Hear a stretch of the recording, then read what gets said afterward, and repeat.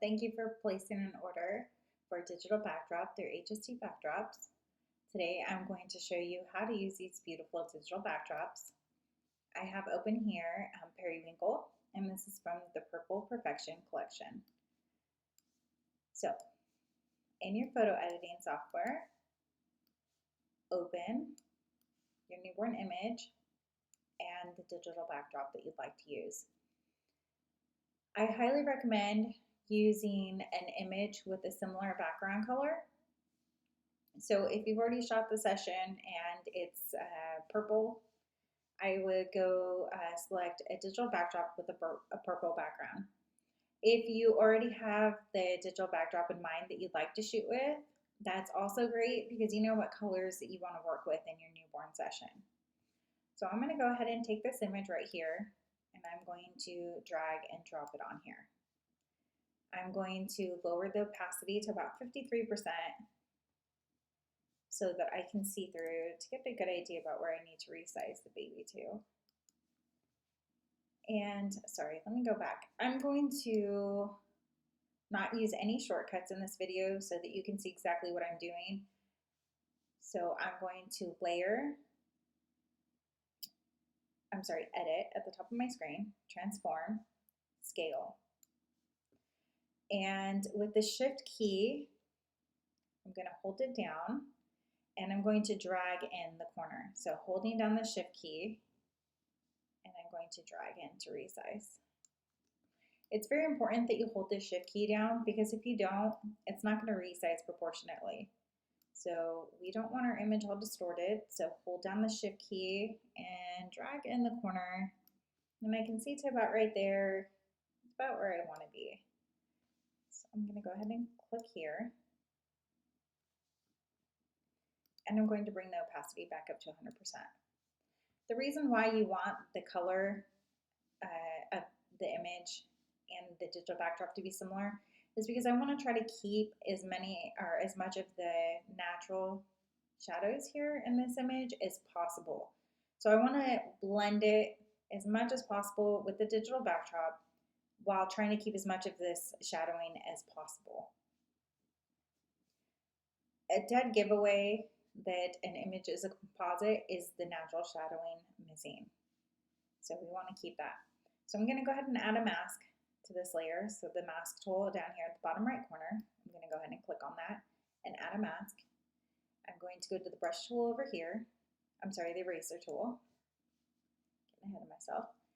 And then I want the opacity to be at 100%. So make sure that's at 100%. And we want a soft brush. So the hardness needs to be at 0%.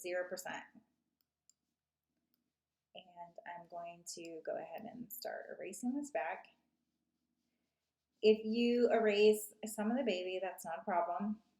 The beauty about using masks is that we can go in and paint it back in after.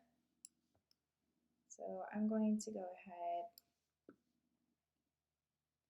do that. Okay, I'm going to zoom in a little bit so I can see better. And I'm going to change my brush size a little smaller because I'm getting in here a little closer.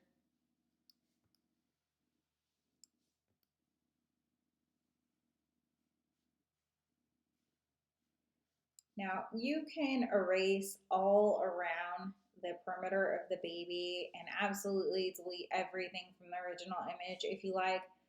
I highly recommend not doing that because again, you want to keep in the natural shadows because this is what's going to help make it look realistic. So I'm not going to erase all of the stuffing from the original image. Okay, I'm going to go ahead and go down here and I'm going to add a new layer. And I'm going to use my paint bucket to change that white. I like to do this because I can easily come back in and see what I've missed. And I'm just quickly doing this for the sake of video time. But if I was to do this for a client, I would spend more time on making sure that everything's perfect. And these composites do take just a little bit of time, but not nearly as much time as it would take if you were to actually change out the props and have to shoot this. So that looks good right there. Okay. And then I'm going to change my opacity to about 50%. And I'm going to go ahead and come in here and kind of erase it a little bit. And this is just going to help it to blend a little better with the digital backdrop underneath, while still keeping the shadows from the original image. And again, if you really want to, you can erase all around the perimeter of the baby, but again, I don't recommend doing that because you're going to take out all of the original shadowing. Now I'm going to go ahead and click on this eye icon next to this white layer to hide it. And now I've erased some of the baby's head right here, so I need to go ahead and add that back in. So I'm going to go ahead and click here on my mask layer. And I'm going to go ahead and brush all of the deleted parts of the baby back in. So that's really important that we include all of the baby in here. So I'm just going to go back around the perimeter, color that all back in.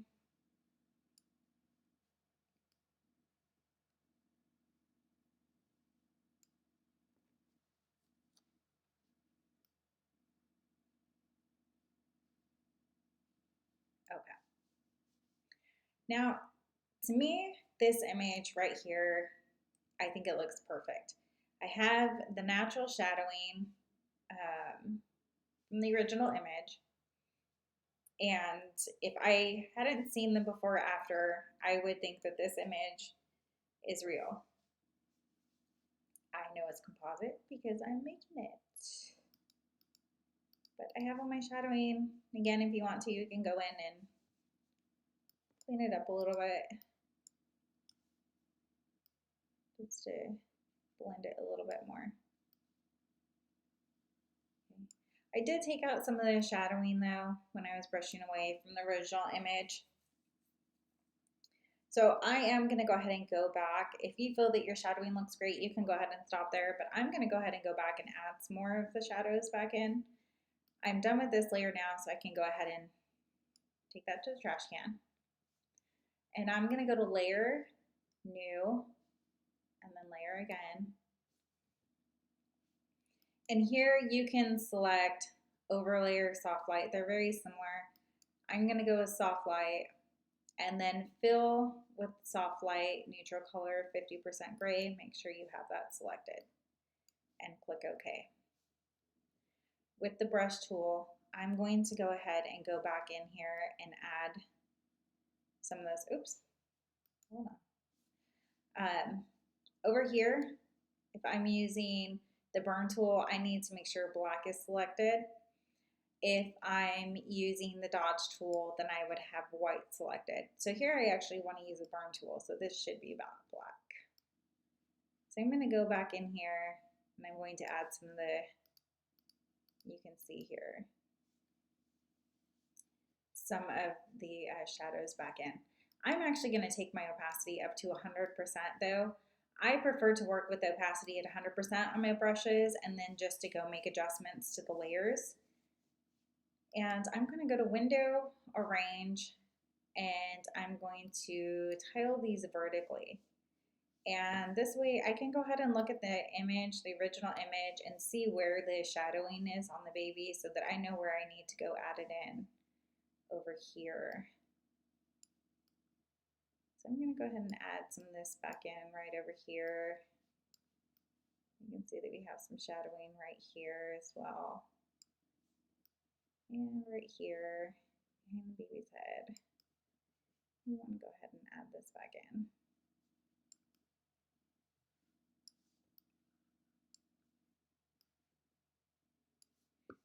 Okay, And again, like I said, I'm going to have the opacity at 100% because I can come here to the layer and I can adjust it from here.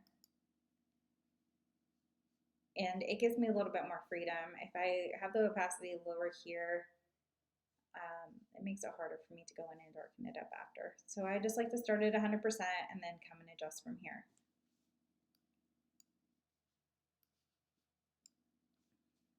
Oops. Okay. And I'm actually going to go ahead and resize baby just a little smaller in here.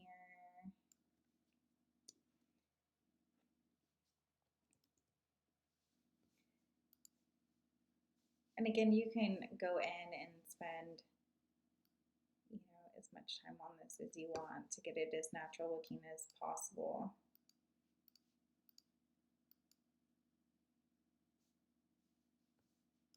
Okay. Now I can tell by the digital backdrop that the lighting is coming from this direction, and as well on the newborn image, the lighting is also coming from the left.